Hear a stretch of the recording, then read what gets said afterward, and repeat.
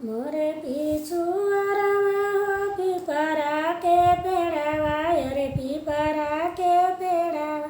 अरे ताई ऊपर मैना बोलिया बोले रे लालाना। अरे ताई ऊपर मैना बोले बोलिया रे लालाना। अपने ससुर जी के देखली गाजी पूरा तना, अरे गाजी पूरा तना। अरे चारी चारी सिपाहियन के साथ रे लालाना।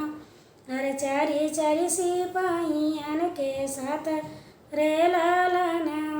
मोरे पीछू अरवा हो पीपरा का पेड़ावा, अरे पीपरा का पेड़ावा।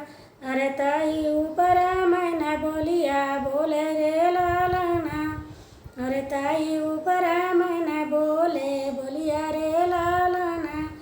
अपने बसुर के देखली गाजीपुर तहसीलिया, अरे गाजीपुर तहसीलिया। अरे चारी चारी वकीलावन के साथ रे लालाना। अरे चारी चारी वकीलावन के साथ रे लालाना। मोरे पीछू अरवा हो पीपरा के पेड़ावा, अरे पीपरा के पेड़ावा। अरे ताई ऊपर मैना बोलिया बोले रे लालाना। अरे ताई ऊपर मैना बोलिया बोले रे लालाना। अपने देवर के देखली गाजीपुर कॉलेजा, अरे गाजीपुर कॉलेजा। अरे चारी चारी टीचर मन के साथ रे लालाना। अरे चारी चारी टीचर मन के साथ रे लालाना। मोरे पीछू अरवा हो पीपरा का पेड़ावा, अरे पीपरा का पेड़ावा।